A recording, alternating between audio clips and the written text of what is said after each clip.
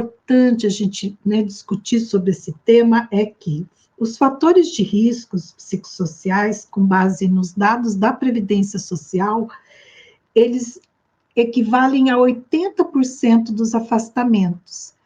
E aí esses afastamentos estão relacionados a depressão, ansiedade, síndrome do pânico, burnout, entre outros afastamentos. E também a importância, né, da gente falar desse tema é para que as lideranças, a área de gestão de pessoas, né, as organizações como um todo, tenham uma visão um pouco mais ampliada em relação a esse tema.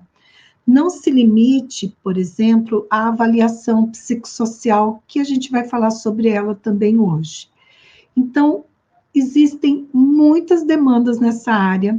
Por quê? Porque existem leis, né, que exigem que as empresas tenham algumas ações relacionadas a esse tema, né, que é a psicologia na segurança do trabalho.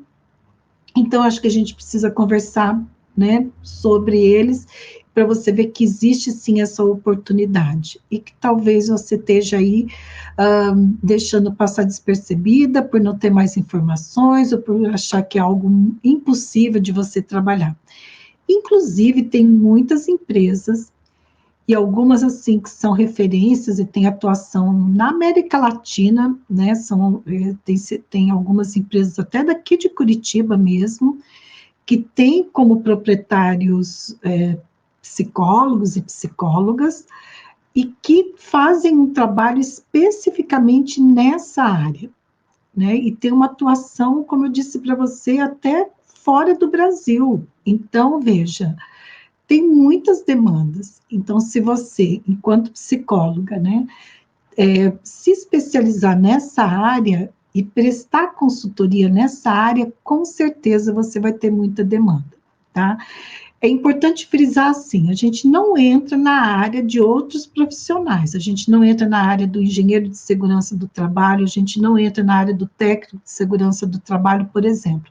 A gente pode fazer um trabalho integrado com esses profissionais, mas a gente não entra nessas áreas. Cada profissional vai ter a sua atuação, a sua expertise, os limites também da sua atuação. Então, isso também é bem importante que a gente não perca de vista, ok?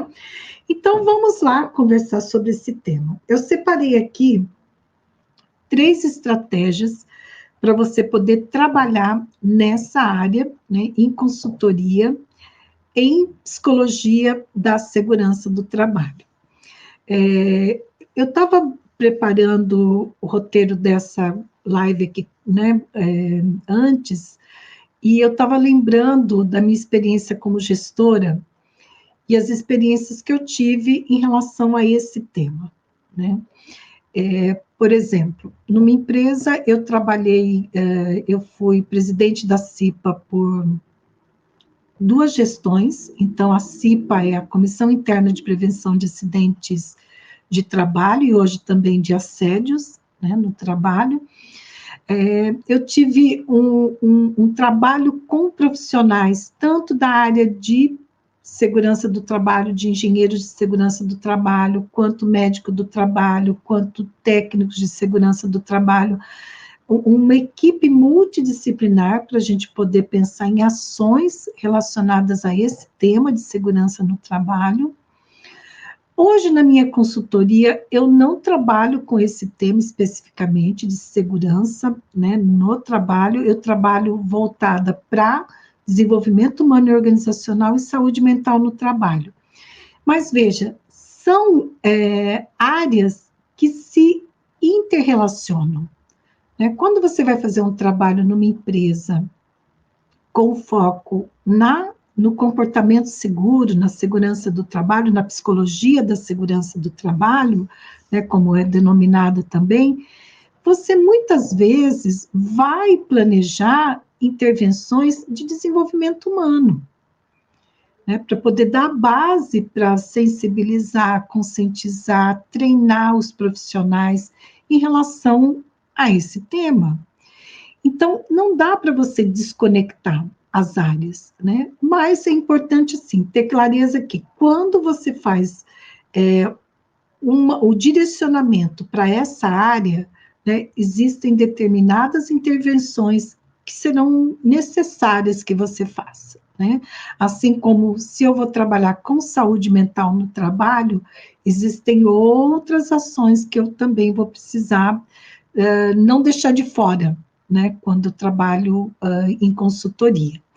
Então, olha só, quais são essas estratégias que eu separei aqui para você? Porque a pergunta vem para mim assim: é possível, né, trabalhar com consultoria, né, na psicologia da segurança do trabalho, né, que já tem uma diferença aí. Quando eu ponho psicologia na frente, e diz respeito a nós psicólogos, né? Aí, especificamente nós que temos uma formação, uma graduação em psicologia, que vamos ter a autoridade, a competência para poder trabalhar com esse tema.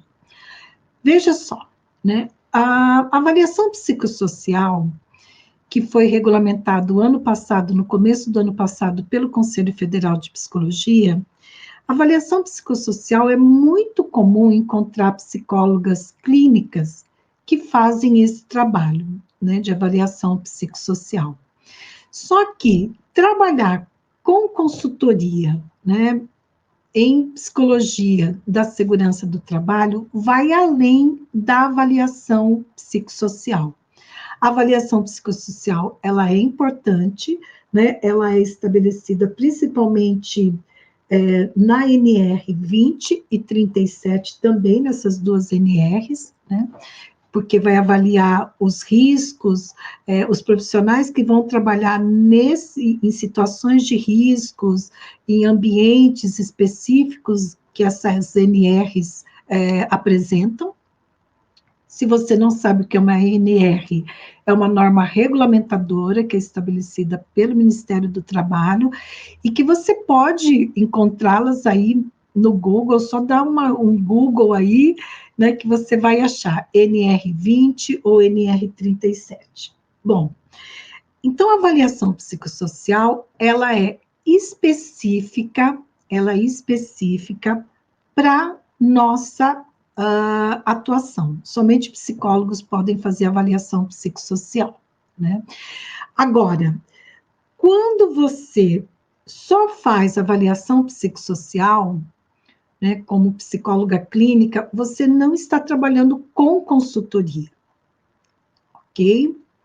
Então, isso é importante que você saiba. Por quê? Porque a consultoria, né, ela tem como natureza o dar aconselhamento, o assessorar e fazer intervenções no local de trabalho.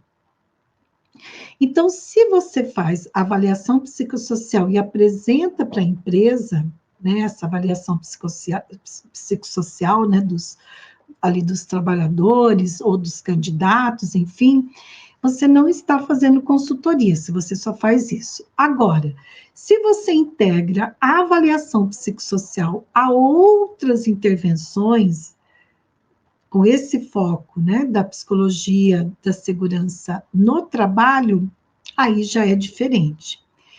Então, isso é bem importante, né, para, de repente, né, algumas colegas não cometerem até esse equívoco junto às empresas, né? Então, eu acredito que a gente já começa esclarecendo também.